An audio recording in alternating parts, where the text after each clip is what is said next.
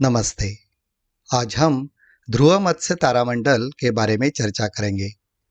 स्थान है पुणे, भारत में और उत्तर दिशा का आकाश है। ध्रुव तारा यानी पोलैरिस रात के आकाश में प्रमुख तारों में से एक है। उत्तरी गोलार्ध से यह उत्तरी आकाश में पूरी रात दिखाई देता है, यानी कि ये तारा सर्कमपोलर है।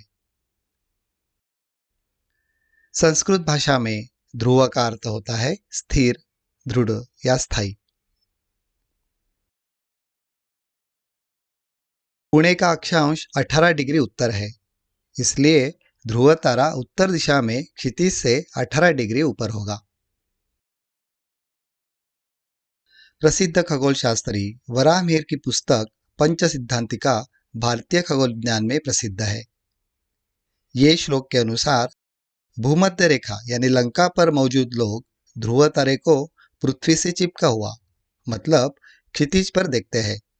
जो उत्तरी ध्रुव पर है वे इसे चरम पर देखते हैं और जो बीच में है उन्हें मध्य में ध्रुव तारा दिखाई देता है, अर्थात जिसकी ऊंचाई 0 डिग्री से अधिक लेकिन 90 डिग्री से कम हो। ध्रुव तारा ध्रुव मत्स्य तारामंडल का हिस्सा है, जिसे उर्सा माइनर भी कहते हैं। अपनी कम चमक के बावजूद भी पोलैरिस आसानी से दिखाई देता है, क्योंकि ये आकाश के थोड़े अंधेरे हिस्से में है और उत्तरी गोलार्ध में इसका कभी अस्त नहीं होता। अब इस तारामंडल के अन्य सितारों पर नजर डालते हैं। Beta, gamma. बीटा तारे को कई ग्रंथों में मरकटी कहा गया है। यह है कोचाब और ये फिरकट।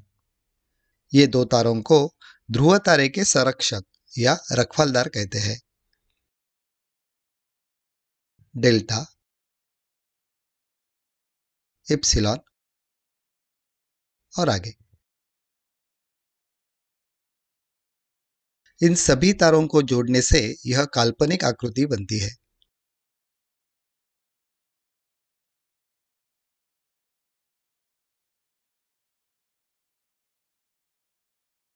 यदि आप बीटा तारा और पोलैरिस के सापेक्ष उसकी स्थिति के बारे में सोचे तो एक दिन में ये अपनी स्थिति इस प्रकार बदलता है। पद्मनाभ, जो केरल के एक खगोलशास्त्री थे, उन्होंने इसी गति का उपयोग करके एक यंत्र बनाया था, जिसका नाम है ध्रुव भ्रम यंत्र। जिस प्रकार हम दिन में समय जानने के लिए धूप घड़ी का इस्तेमाल करते हैं, उसी प्रकार ध्रुव भ्रम यंत्र को रात का समय जानने के लिए उपयोग में लाया जाता है। इसके लिए ध्रुव मत्स्य तारामंडल की मदद ली जाती है। इस यंत्र का विवरण किसी अन्य वीडियो का विषय हो सकता है। इस मॉडल में पृथ्वी के बाहर एक और ट्रांसपेरेंट गोला है। इसे कहते हैं सेलेस्टियल स्फीयर यानी अपना आकाश। यह है उत्तरी भाग, यह है दक्षिणी भाग। उत्तरी आकाशीय ध्रुव यानी नॉर्थ सेलेस्टियल पोल आकाश में वह बिंदु है जो पृथ्वी के उत्तरी ध्रुव के ठीक ऊपर स्थित है। यह बिंदु पृथ्वी के घूर्णन अक्ष को आकाशीय गोले तक फैलाता है। यह पृथ्वी के घूमने के कारण आकाश में स्थिर दिखाई देता है और अन्य सभी खगोलीय पिंड इसके चारों ओर घूमते दिखाई देते हैं। इसी बिंदु के निकट का कोई भी तारा ध्रुव तारा कहलाता है। अभी का ध्रुव तारा यानी पोलैरिस आकाशीय गोलार्ध के ठीक केंद्र में नहीं है। अगर हम इसे थोड़ा नजदीक से देखते हैं तो ये पता कर पाएंगे कि एक लगभग आधे डिग्री से ऑफ सेंटर है। आज एक प्रचलित धारणा यह है कि ध्रुव तारा आकाश में स्थिर रहता है, लेकिन ऐसा नहीं है। ऐसा क्यों होता है, ये जानने के लिए हमें पृथ्वी की और एक गति का पता लगाना होगा। उसे बोलते हैं प्रेसेशन यानी परांचन गति या पुनर्गमन।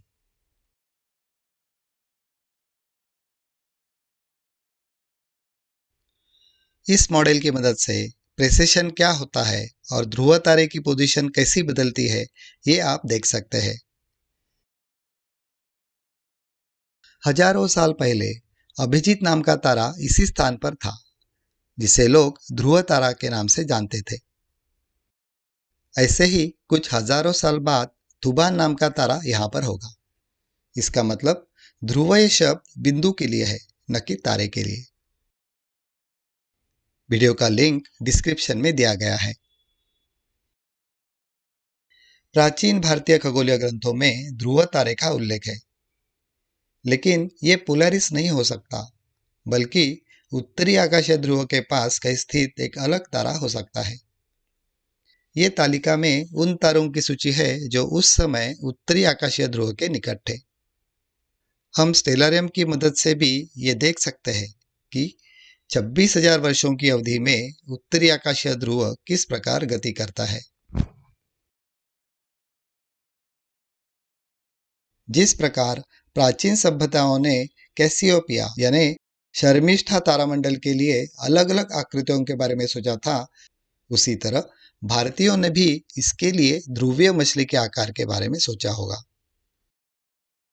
ध्रुव मत्स्य का अर्थ है मछली। वैसे देखा जाए तो ध्रुव मत्स्य 12 तारों का एक तारामंडल है। इनमें से मछली की आकृति के मुंह और पूंछ के तारे उर्सा माइनर तारामंडल में अल्फा और बीटा है। शेष 10 सितारों में उर्सा माइनर के कुछ सितारे शामिल होने चाहिए, लेकिन ऐसा प्रतीत होता है कि किसी भी संस्कृत ग्रंथ में इस नक्षत्र का विस्तार से वर्णन नहीं किया गया है। धन्यवाद।